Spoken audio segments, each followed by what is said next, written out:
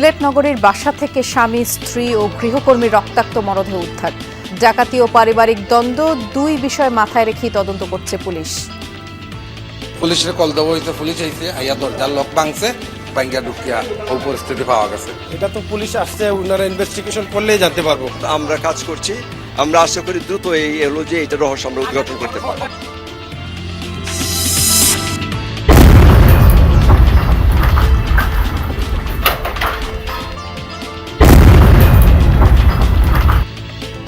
সাভারে বিস্ফোরণের মাধ্যমে নিষ্ক্রিয় করা হলো মসজিদের মাঠ থেকে উদ্ধারকৃত বোমাটি। বরিশালে আদালত চত্বরে বিস্ফোরণ, নিরাপত্তা জোরদার। বিভিন্ন জেলায় আবারও তীব্র গ্যাস সংকটে ভোগান্তি। লোডশেডিংয়ে পটুয়াখালী ও বরগুনায় বরফ উৎপাদন ব্যাহত। মাছ শিকারে সাগরে যেতে পারছেন না জেলেরা।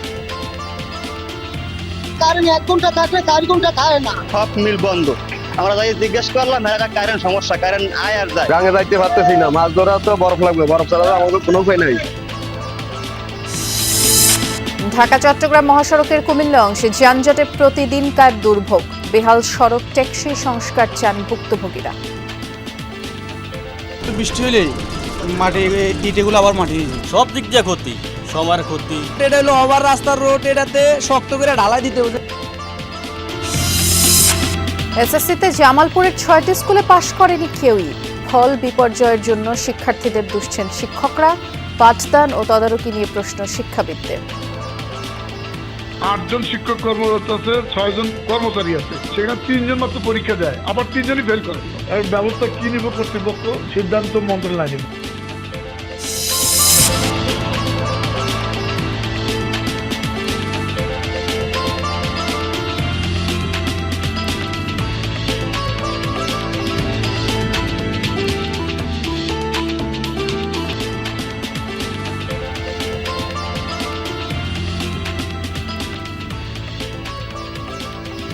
বিরতিহীন সংবাদ সারা দেশে সবাইকে আমন্ত্রণ জানাচ্ছি। নুসরাত বৃষ্টির সাথে আছি।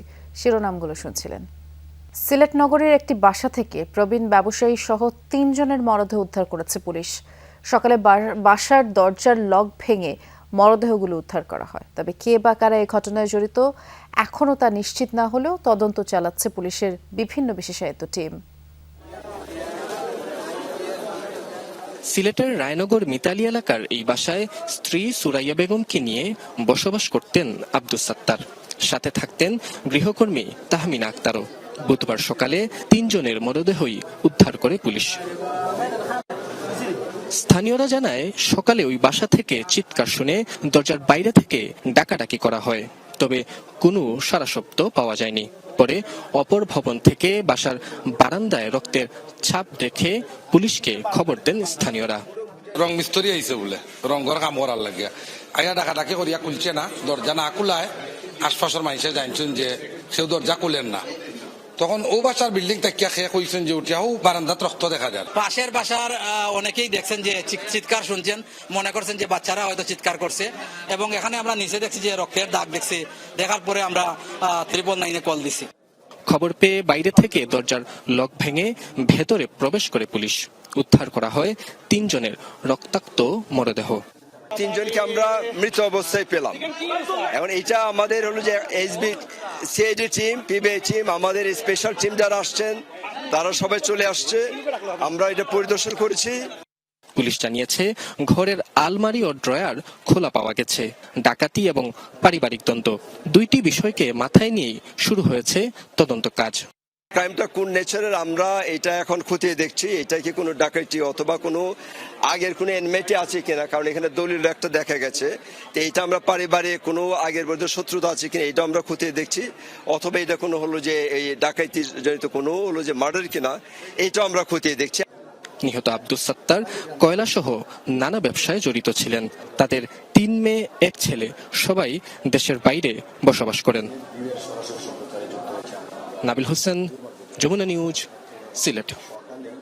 সাভারে আবারও উদ্ধার হয়েছে প্রেসার কুকার সদৃশ বোমা। একটি মসজিদের মাঠে পাওয়া ওই বোমাটি বিস্ফোরণ ঘটিয়ে নিষ্ক্রিয় করে বম্ব ডিসপোজাল ইউনিট।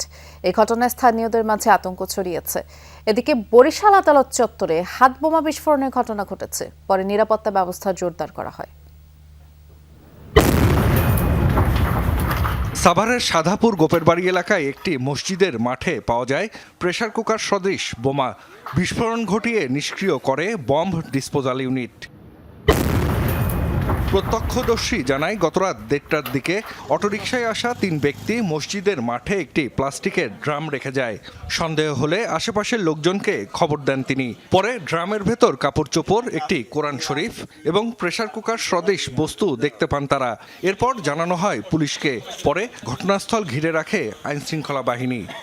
ওজন খুব 3 জনে ধরে নিয়ে আসে, ওটা ঢালছে, ঢালের দেখে কোরআন শরীফ আর কাপড় ধরি আর তলে হেলে ওই আইসকুপারটা। এই পাশে একটা মাদ্রাসা আছে, এখানে মেন রোড, সবাই হাজার হাজার মানুষ যাতায়াত করে। সকাল থেকে মানুষ হচ্ছে খুবই একটা আতঙ্কের মধ্যে আছে। বস্তুটি বোমা কিনা তা পরীক্ষার জন্য খবর দেয়া হয় বম্ব ডিসপোজাল ইউনিটকে। পরীক্ষা নিরীক্ষার পর নিশ্চিত হওয়া যায় প্রেসার কুকার সদৃশ বস্তুটি বোমা। পরবর্তীতে বিস্ফোরণ ঘটিয়ে সেটি নিষ্ক্রিয় করা হয়। কারা কী কারণে বোমাটি রেখে যায় তা খতিয়ে দেখছে আইনশৃঙ্খলা বাহিনী। এদিকে বরিশাল আদালত চত্বরে হাতবোমা নিক্ষেপের ঘটনা ঘটেছে। বুধবার সকাল 10:30টার দিকে বোমা বিস্ফোরণে আতঙ্ক ছড়ায় আদালত পাড়ায়। সিসি ক্যামেরার ফুটেজ দেখে জড়িতদের শনাক্তের চেষ্টা চলছে বলে জানিয়েছে পুলিশ। আমরা এখানে সিসি ক্যামেরার ফুটেজ সংগ্রহ করার চেষ্টা করছি। তো বিষয়টা যাচাই বাছাই করে দেখা যাবে আসলে প্রকৃতপক্ষে বিষয়টা কি। আদালত চত্বরে হাতবোমা ছোড়ার ঘটনায় আতঙ্ক ছড়ায় বিচারপ্রার্থী ও আইনজীবীদের মাঝে। পরে নিরাপত্তা জোরদার করা হয়। জাহিদ হাসান, যমুনা নিউজ। মাসখানেক ধরে তীব্র গ্যাস সংকটে সারা দেশ। গত বৃহস্পতিবার থেকে পরিস্থিতি কিছুটা স্বাভাবিক হলেও এলএনজি সরবরাহ কমে যাওয়ায় আবারও দেখা দিয়েছে সংকট, যার ফলে ব্যাহত হচ্ছে শিল্প উৎপাদন আর ভোগান্তি বেড়েছে পরিবহন খাত, বাসাবাড়ির রান্নাবান্নায়। যানবাহন চালকরা বলছেন ঘন্টার পর ঘন্টা লাইনে দাঁড়িয়েও গ্যাস মিলছে না। দ্রুত সরবরাহ স্বাভাবিক করার দাবি শিল্প মালিক, সাধারণ গ্রাহক এবং পরিবহন সংশ্লিষ্টদের। প্রাইভেট কার চালক মোহাম্মদ দুলাল সকাল 10টায় পাম্পের লাইনে দাঁড়িয়ে 4 ঘন্টা পর পেয়েছেন গ্যাসের দেখা, তবে পাননি কাঙ্ক্ষিত পরিমাণে। 4 ঘন্টা 15-20 মিনিটের পর আমি গ্যাস পাইছি, আর ফুল গ্যাস পাইনি। বাসা বাড়িতে গ্যাস নিয়ে সকালবেলা পাক করে খাইতে পারিনি। একই অবস্থা অন্যদেরও। রাজধানীর প্রায় সবকটি ফিলিং স্টেশনের চিত্র একই। কোথাও কোথাও গ্যাস সংকটে বন্ধ রাখা হয়েছে পাম্প। যেসব স্টেশন চালু সেখানেও দীর্ঘ লাইনে দাঁড়িয়ে গ্যাস মিলছে না কাঙ্ক্ষিত পরিমাণে, কেননা গ্যাসের চাপ কম। 2.5 ঘন্টা 3 ঘন্টা তো হবে, এখনো অনিশ্চিত। গ্যাস যে পাবো কি পাবো না এটা বলতে পারলাম না। পাম্প এখনো অনেক দূরে। খালি বলতে আছে যে 2 দিন ধরে বা 2-3 দিন লাইন সংকট ঠিক হয়ে যাবে, কই ঠিক তো হচ্ছে না। আগে গ্যাস চাইলে 500-600 এমনি যায় তো, কিন্তু এখন বর্তমানে যায় না। 200 টাকা 300 টাকা, সর্বোচ্চ 300 টাকা যায় গাড়িটা। সিএনজিগুলোতে 50-60 টাকা। দিতে পারছি না, যে পেশার থাকার কথা এই পেশার নাই। চালকরা বলছেন দিনের বেশিরভাগ সময় পাম্পের লাইনেই নষ্ট হচ্ছে। সামান্য গ্যাস পেলেও তা দিয়ে বেশিক্ষণ চলাও যায় না, ফলে সংকীর্ণ হয়ে এসেছে আয়ের পথ। রাত্রেবেলা এসে বৈশা থাকি, এই বরপর যাইতে হয়, গাউসা যাইতে হয়, নরসুন্দে যাইতে হয়, মাধবদে যাইতে হয় গ্যাসের লাইগা। গাড়ি চালায় ভাত খায়, আমরা যদি সঠিক টাইমে যদি গ্যাস যদি না পাই তা আমরাও মালিকে না করে দিবে। যখন গাড়ি যখন চলবে না তা আমরা কি করে রাখবে।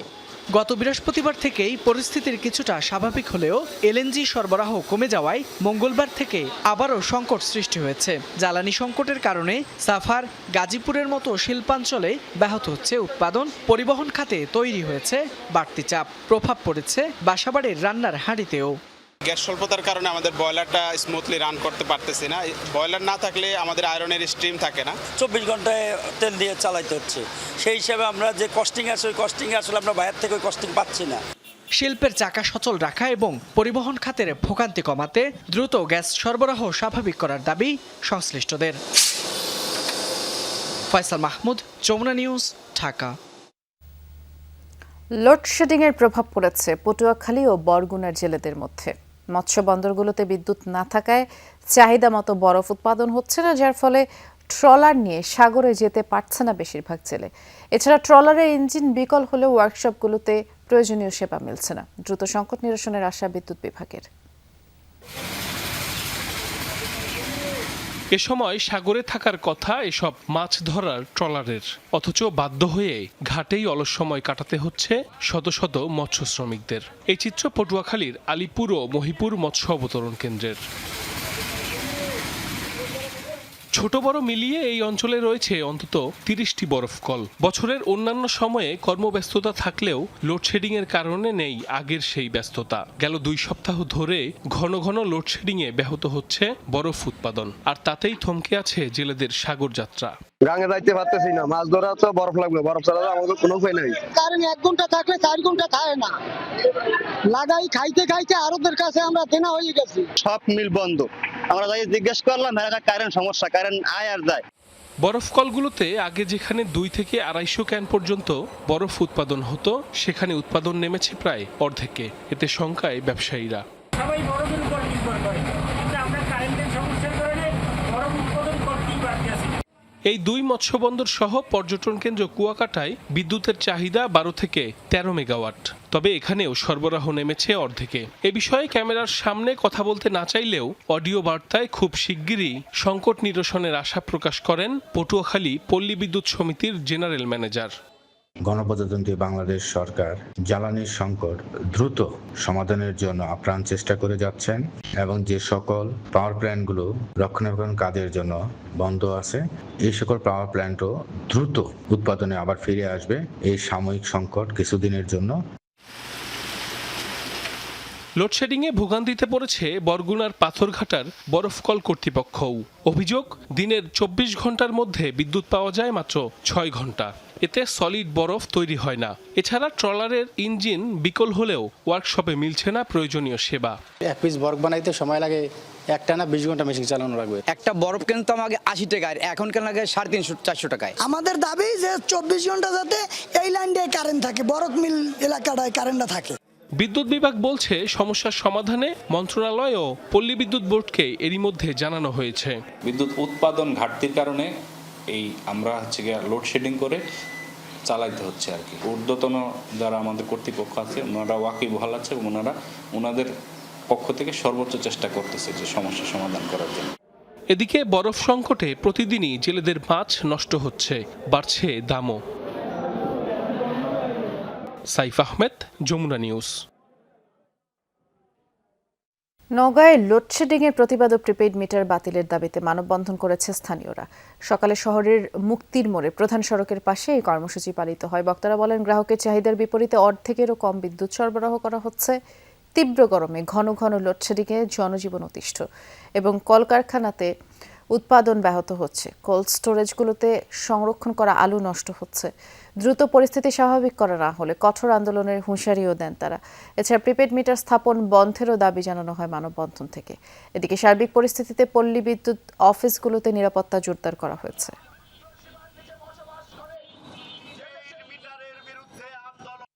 সরকারের কাছে আমরা দাবি রাখতে চাই, আপনি ঘোষণা দিয়েছিলেন যে মিটার চার্জ বন্ধ করতে হবে, সারচার্জ বন্ধ করতে হবে, কিন্তু তারা কার্যক্রম বন্ধ না করে তারা সেই চার্জ কেটেই যাচ্ছে। প্রিপেইড মিটার লাগানো যাবে না। প্রিপেইড মিটার যারা আমদানি করেছে তাদের বিরুদ্ধে তদন্ত করতে হবে। গ্যাস ও বিদ্যুৎ সংকটের ফলে মানুষের ভোগান্তি চরমে, সেটি স্বীকার করে নিয়ে দুঃখ প্রকাশ করেছেন বিদ্যুৎ ও জ্বালানি প্রতিমন্ত্রী অনিন্দ্য ইসলাম অমিত। দুপুরে সচিবালয়ে সাংবাদিকদের তিনি জানান, সন্ধ্যার মধ্যে বিদ্যুৎ সংকট পরিস্থিতির কিছুটা উন্নতি হবে। বলেন, বিগত সরকারগুলোর ভুল নীতির কারণেই এমন পরিস্থিতি। জনদুর্ভোগকে বিবেচনায় নিয়ে আমরা প্রাণান্তকর চেষ্টা করছি। এটা আমার ধারণা জনগণ বোঝেন, আপনারাও বোঝেন। আমাদের চেষ্টার ন্যূনতম কোনো ত্রুটি নেই। অবশ্যই ভোগান্তি চরমে, এ ব্যাপারে কোনো দ্বিমত নেই। আমরা বারবার সে কারণে বাংলাদেশি জনগণের কাছে দুঃখ প্রকাশ করছি। ফ্যামিলি কার্ড শুমারি তথ্য সংগ্রহকারী এবং সুপারভাইজার হিসেবে নিয়োগে অনিয়মের অভিযোগে নাটোরে বিক্ষোভ করেছে উপজেলা ছাত্র দলের নেতাকর্মীরা। দুপুরে বাগাতিপাড়া উপজেলা ছাত্র দলের নেতাকর্মীরা বিক্ষোভ মিছিল নিয়ে ইউএনওর কার্যালয়ে যায়, আর এ সময় নিজ কার্যালয়ে অবরুদ্ধ হয়ে পড়েন উপজেলা নির্বাহী কর্মকর্তা। পরে বারান্দার গেট সহ সেখানে থাকা বেশ কয়েকটি গাছের টব ভাঙচুর করা হয়। সংবাদ সংগ্রহে যাওয়া সাংবাদিকদের উপর চড়াও হওয়ার ঘটনাও ঘটে। একই অভিযোগে লালপুরেও ইউএনও কার্যালয় ঘেরাও করে চলে ছাত্র দলের নেতাকর্মীদের বিক্ষোভ। পরে প্রশাসনের আশ্বাসে সরে যায় তারা।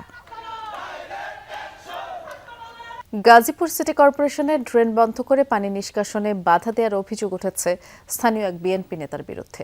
সিটি কর্পোরেশনের 17 নম্বর ওয়ার্ডে এই ঘটনা ঘটে। স্থানীয়দের অভিযোগ, সোহেল নামের এক বিএনপি নেতা মাসে বাড়ি প্রতি 20,000 টাকা চাঁদা দাবি করে আসছিলেন এবং টাকা দিতে অস্বীকৃতি জানালে গতরাতে ড্রেনের মুখে বাঁধ দিয়ে পানি নিষ্কাশন বন্ধ করে দেন সোহেল। এতে প্রায় 25টি পরিবার পানিবন্দী হয়ে পড়েছে। এই ঘটনায় স্থানীয়রা মেট্রোপলিটনের বাসন থানায় লিখিত অভিযোগ করেন। পুলিশ জানায় চাঁদা দাবির বিষয়ে তদন্ত চলছে, তদন্ত শেষে আইনগত ব্যবস্থা নেওয়া হবে।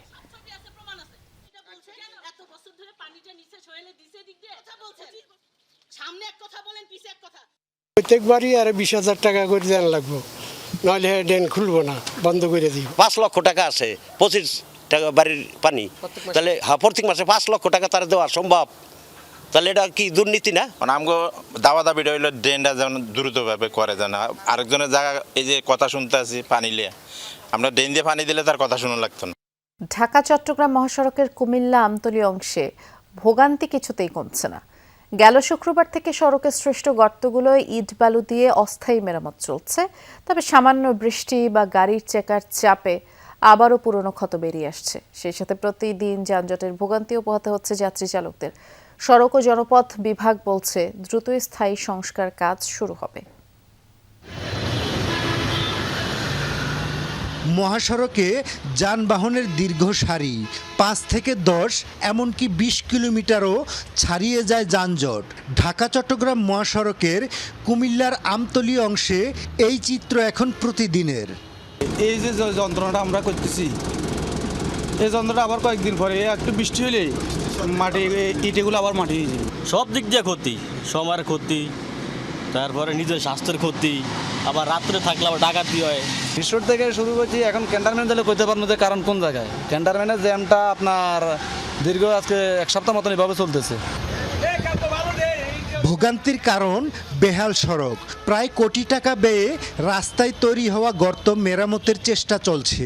এই কারণে একদিকে মেরামত স্থলে ধীরগতিতে চলছে যানবাহন আর দীর্ঘায়িত হচ্ছে যানজট।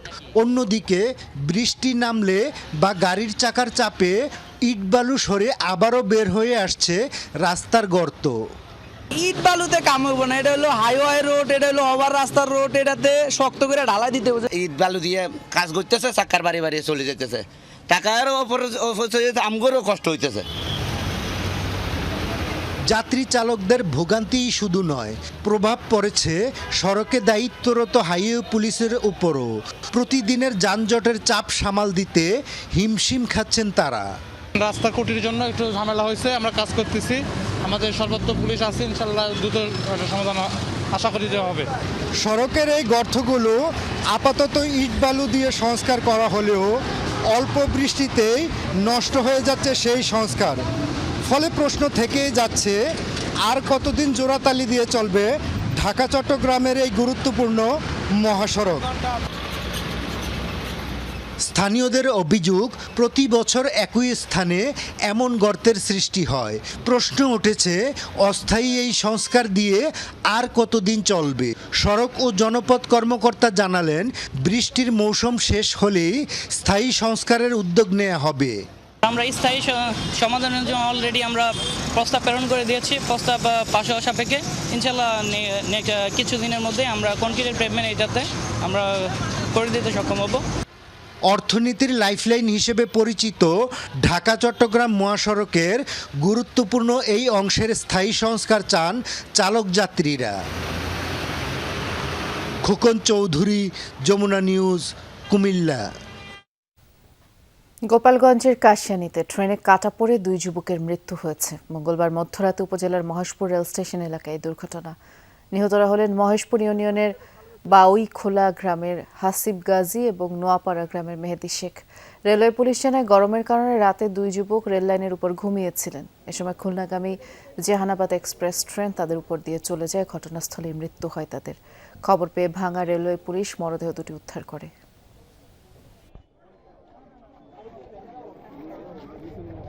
ঝড়ো আবহাওয়া ও নদী উত্তাল থাকায় নোয়াখালীর হাতিয়ার সাথে নৌযোগাযোগ বন্ধ রেখেছে প্রশাসন।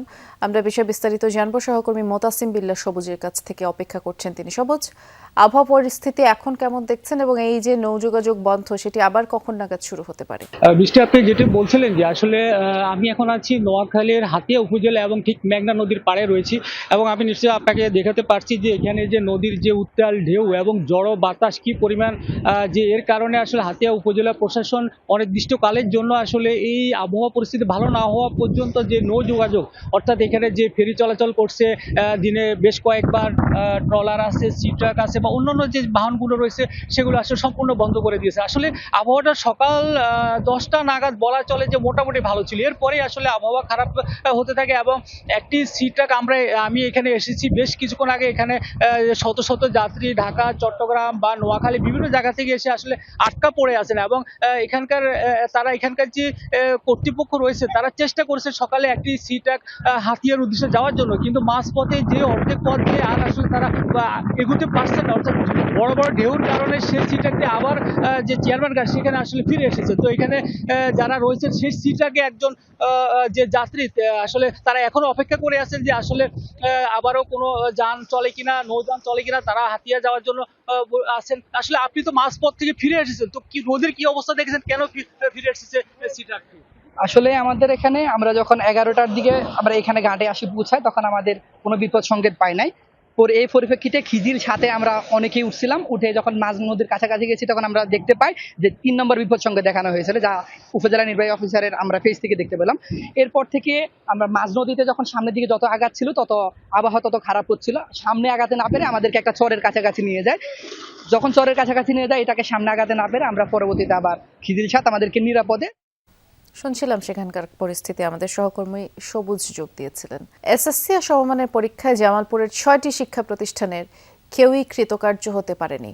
এমন ফল বিপর্যয়ের কারণ হিসেবে শিক্ষকরা দায় চাপাচ্ছেন ছাত্রছাত্রীদের অনিয়মিত উপস্থিতি এবং অমনোযোগিতার উপর। অন্যদিকে পাশ করতে না পারা শিক্ষার্থীরা বলছেন এবারের পরীক্ষা ব্যবস্থা ছিল বিগতবারের চেয়ে কঠিন। শিক্ষাবিদদের মতে লজ্জাজনক রেজাল্টের পেছনে রয়েছে পাঠদান তদারকি এবং শিক্ষার পরিবেশ।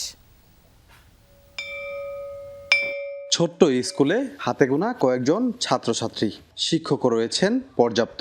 এতদিন সব ঠিক চললেও এখন লজ্জায় মুখ লুকানোর অবস্থা স্কুল কর্তৃপক্ষের।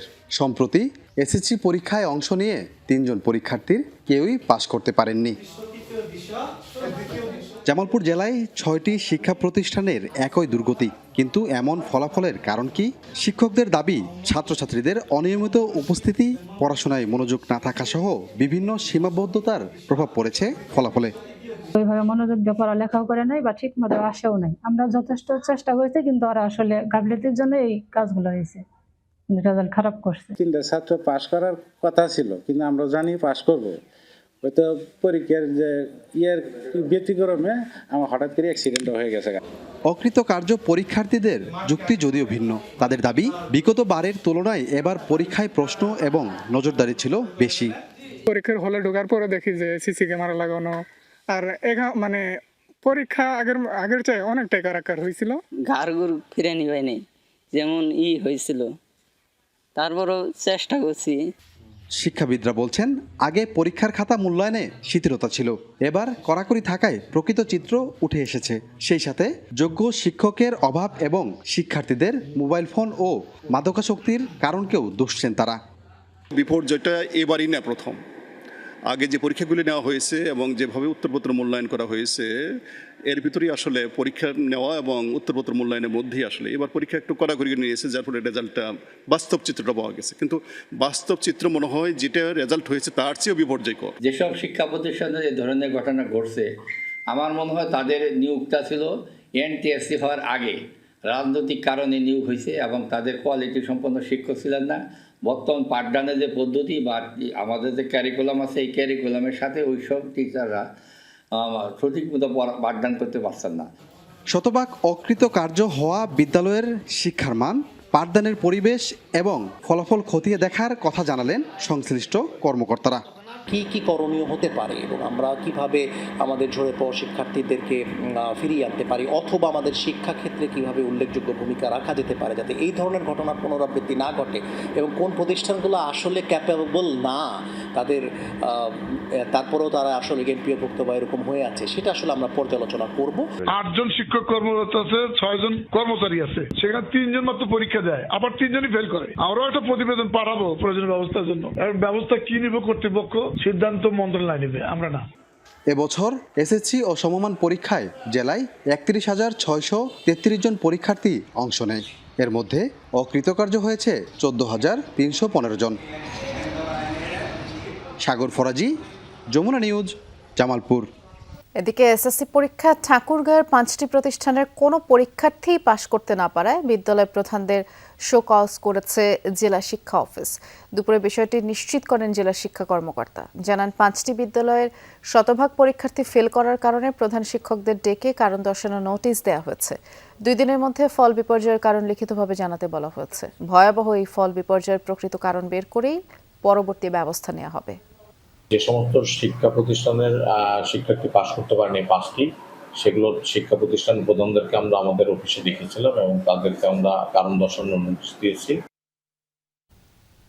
যমুনা টেলিভিশনে সংবাদ প্রচারের পর সাতক্ষীরা কারাগার ভাঙচুর ও লুটপাট করে পলাতক বন্দীদের মধ্যে 2 জনকে গ্রেফতার করেছে শ্যামনগর থানা পুলিশ।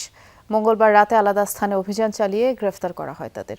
গ্রেফতারকৃতরা হলেন শ্যামনগর উপজেলার শিফলকাটি গ্রামের মোজাম গাজী এবং নোয়াবেকি গ্রামের রফিকুল ইসলাম গাজী। শ্যামনগর থানার ওসি শফিউল ইসলাম পাটোয়ারি জানিয়েছেন, 24-এর 5 আগস্ট সাতক্ষীরা কারাগারের ভাঙচুর লুটপাট করে কারাগার থেকে পালিয়ে যায় মোজাম গাজী এবং রফিকুল ইসলাম। আর ভিন্ন ভিন্ন মামলায় তারা কারাগারে ছিলেন। 2024 সালের 5 আগস্ট আওয়ামী লীগ সরকার পতনের পর সাতক্ষীরা কারাগার থেকে পালিয়ে যাওয়া 87 বন্দীদের মধ্যে 15 আগস্ট তাদের বিরুদ্ধে মামলা করে কারা কর্তৃপক্ষ। এর মধ্যে 46 বন্দী বিভিন্ন সময় আইনশৃঙ্খলা বাহিনী অভিযানে গ্রেফতার হলেও 41 বন্দী গেল 2 বছর ধরে নিখোঁজ। এ নিয়ে 10 আগস্ট যমুনা টেলিভিশনের সংবাদ প্রচারের পর আসামিদের গ্রেফতারে অভিযান শুরু করে পুলিশ। শেরপুরের শ্রীবর্দী উপজেলার সিঙ্গাবরুণা ইউনিয়নে কোটি টাকা ব্যয়ে নির্মিত একটি ইউনিয়ন স্বাস্থ্য ও পরিবার কল্যাণ কেন্দ্র এখন নিজেই চিকিৎসার অপেক্ষায়। নিচু জায়গায় নির্মাণ করায় বছরের প্রায় 6 মাস পানির নিচে থাকে এই ভবনটি। এতে করে চিকিৎসা সেবা থেকে বঞ্চিত হচ্ছেন হাজারো মানুষ। পানিতে ভাসছে সরকারের কোটি টাকা ব্যয়ে নির্মিত স্বাস্থ্যসেবা কেন্দ্র। গত 3 বছর ধরে বর্ষা এলেই পানিতে তলিয়ে থাকে শেরপুরের শ্রীবর্দী উপজেলার সিঙ্গাবরুণা ইউনিয়ন স্বাস্থ্য ও পরিবার কল্যাণ কেন্দ্র। নিচু স্থানে নির্মিত হওয়ায় সামান্য বৃষ্টিতে হাঁটু পানি জমে ভবনের ভেতরে। এতে নষ্ট হচ্ছে আসবাবপত্র ও চিকিৎসা সরঞ্জাম। বছরে প্রায় 6 মাস এমন অবস্থা থাকায় কার্যত অচল হয়ে পড়েছে স্বাস্থ্য কেন্দ্রটি। শুধু ভবন নয়, এখানে আসার সড়কটিও পানির নিচে। এমন পরিস্থিতিতে দীর্ঘদিন ধরে ব্যাহত হচ্ছে নিয়মিত চিকিৎসা সেবা। হাসপাতালে কোনো ডাক্তার নাই, কোনো মনে করেন চিকিৎসার ব্যবস্থা নাই, বা মনে করেন কোনো সুবিধাই পাচ্ছি না। হাসপাতালের অবস্থা ভিডিও দেখেন, 1 হাঁটুর নিচে পক্ষে 1 হাঁটু পানো হবে, কিন্তু কোনো সময় মনে করেন ডাক্তার আসে না। 3 বছর হতে আমরা কিছুই পাই না। পানির অবস্থায় কোনো চিকিৎসাও পাই না, ওষুধপত্রও পাই না। রাস্তা পানি 1 হাঁটু। যদি সরকার এটা কোনো ব্যবস্থা করলে হনি, তাহলে তো মনে করেন যে রাস্তার মধ্যে আর পানি থাইলো না হনি। স্থানীয়দের অভিযোগ, একসময় এই স্বাস্থ্যকেন্দ্রেই ছোটখাটো রোগের চিকিৎসা, টিকা ও স্বাভাবিক প্রসব সেবা মিলত। এখন কেন্দ্রটি অচল হয়ে পড়ায় সামান্য চিকিৎসা সেবার জন্যও ছুটতে হচ্ছে শহরে। জলাবদ্ধ হওয়ার কারণে দেখেন আপনি হসপিটাল ভিতরগুলোতেও ফাঙ্গাস জমে আছে। হসপিটালে আগে চিকিৎসা করতে হবে, তারপরে না মানুষের চিকিৎসা করতে হবে। কোনো চিকিৎসা সেবা আমরা পাই না। আমরা দীর্ঘদিন থেকে এদের ভুক্তভোগী। গরিব মানুষ কোথায় যাম, বক্সবন্ধ শিরবুদ্ধি যান একবার হাসপাতাল হলে আমার পক্ষে ভালো। স্থানীয় জনপ্রতিনিধিরাও বলছে, কেন্দ্রটি বন্ধ থাকায় সবচেয়ে বেশি দুর্ভোগে পড়েছেন সাধারণ মানুষ। 20-25 বছর আগে হাসপাতালটা আমাদের চালু হয়েছিল। গত 3 বছর যাবৎ হাসপাতালটা অকেজ হয়ে পড়ে আছে। আমার এলাকার, আমার ইউনিয়নের কোনো লোকে কোনো সেবা পাচ্ছে না। জেলা পরিবার পরিকল্পনা কার্যালয় জানায়, কেন্দ্রটির অবস্থা অত্যন্ত ঝুঁকিপূর্ণ। তাই ভবনটিকে পরিত্যক্ত ঘোষণা করে পুনঃ নির্মাণের জন্য সংশ্লিষ্ট দপ্তরে আবেদন পাঠানো হয়েছে।